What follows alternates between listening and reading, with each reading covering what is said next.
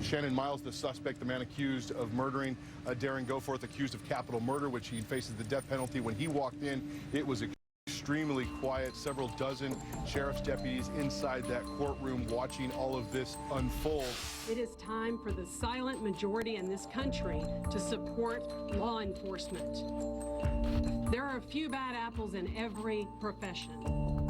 That does not mean that there should be open warfare declared on law enforcement. We, of course, are discussing the execution-style killing of a Houston area sheriff's deputy. I'm back with Evie, Vanessa, Mike, Ariva, John, and joining me by phone, I've got Carl Pittman from Project 21, a black leadership group. He's a criminal investigator for the Harris County Sheriff's Office, and he knew the deputy in Houston who had been shot. Carl, first of all, thanks for joining us, and I'm really sorry about the loss of your friend, and the community in general has had a major trauma and a major loss. My question is, where's this going? I had somebody in my studio talk about shooting back at cops, and then a week later, somebody shoots at cops spontaneously.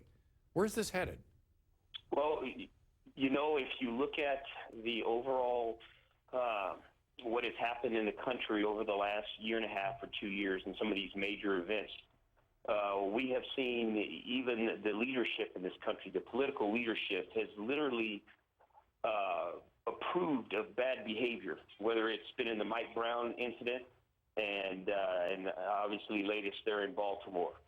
And so a lot of people are taking this as some sort of green light to go out and continue to act in these lawless ways. And I fear that we're going to see this get much, much worse before it gets better. Carl, I'm going to hold you for a second. Ariva, I'm sympathetic to what he's saying, that people might be confusing their constitutional privilege to speak out with the escalation of this to some sort of violence. Yeah, but all due respect to Mr. Pittman, I just don't see who he's referring to when he talks about political leaders and people in Baltimore condoning this kind of bad behavior. All I've seen are elected officials and community leaders and people stand up and say it's absolutely unacceptable to ever kill a police officer. No one supports this kind of crime. Well, I'm going to ask if any of the panelists agree with what Carl's saying.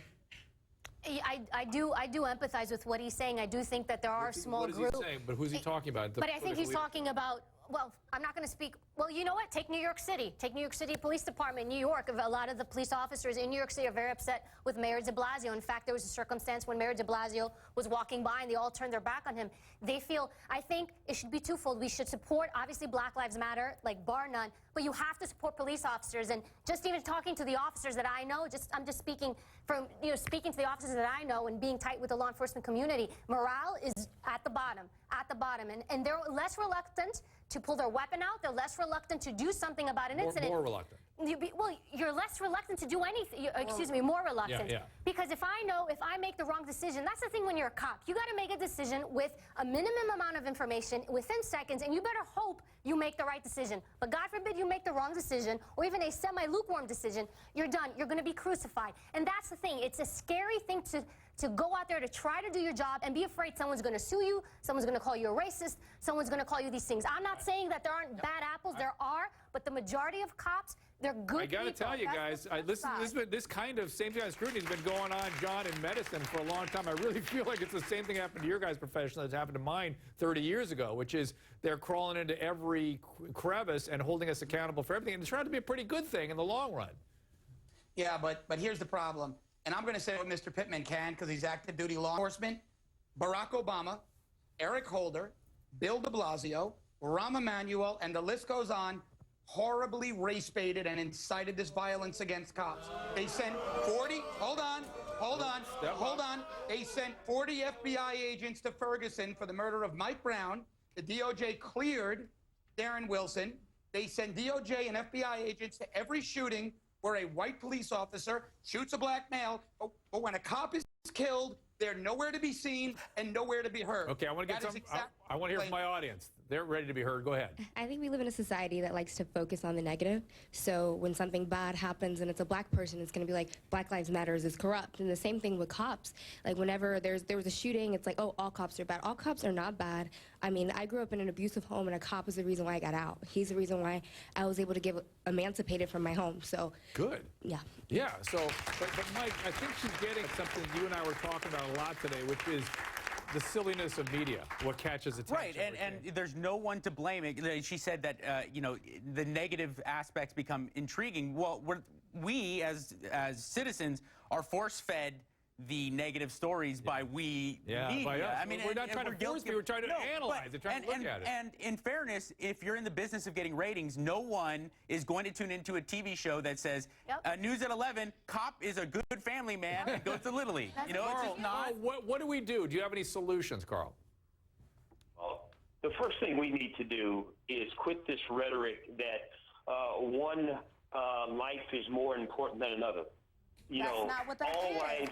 And that is where you are ill-informed. Black Lives Matter doesn't take away from you. I'm sorry, it doesn't. It just reaffirms the fact that our lives matter, and for some reason in society it has seemed that we are less valued, and that is a fact. Black lives, brown lives have been less valued in the history of this country. So for me and other black people to say my life matters, and I need you to understand that, and I need you to hear that, that is not taking away anything from any other life that is in this room. But Vanessa, you're really saying what Carl's saying, though, too. No, he's saying that I have to say all lives matter, because if I don't... You're also saying that, though. I'm in addition to saying that, but the emphasis right now needs to be that Black Lives Matter, because some people don't understand that they actually do. We're looking for accountability. We want police, when they kill unarmed men, and that is wrong, that is a crime, then they should be held accountable, because this man that shot that sheriff is going to jail for a very long time. He will be held accountable. Go ahead, last comment. I'm very dismayed what the New York officer just said. Mr. Cardillo. Right. But I'm extremely dismayed because he's blaming Barack Obama, Eric Holder. If anything, I feel like Barack Obama's brought more peace, and let's hear what John means by all that. Not globally. Well, the reason we're having... This is not globally. This is a local issue. Right, but the reason we're having this conversation is because there isn't more peace, because we're having this problem. Right. But John is saying that it's directly related to our leadership. What should the leadership do then, John? So, last thing, then I got to go. Well, I mean, obviously, shouldn't race bait against police. They should preach restraint until law enforcement conducts a thorough investigation. You want to send in the DOJ, do it. But as we've learned in Ferguson, the DOJ cleared the police officer. Unfortunately, the rhetoric caused looting and rioting prior. All right, my friend. Thank you, John. Thank you. Oh, we're going to get the audience. All right, go ahead. I got time. Just enough time. Sorry. For the person sitting at home watching all this, what you're seeing is a campaigning on one side and campaigning on another side. So rhetoric, right? We're you have the Black Lives Matter on one side. These are all peaceful people. Yeah. Then you do have the rogue people that want to take it into their own hands. But then you have the police department who now has a match lit under their behind, and now they're excited because one of their own has been so what you're saying, I want to just sort of cut to and paraphrase what you're saying. The extremes on both sides are going to cause a problem. Exactly. The rational minds need to prevail, right? Yes, exactly. Okay, but we need to listen to each other in order for that to happen. Yeah, and I don't think this case needs of both sides, because Black Lives Matter do care about the fact that this man was gunned down. This is awful. This is disgusting. Yes. No one should be on a side on this one. Okay, let's leave it at that. I think that's a good place to stop. Next.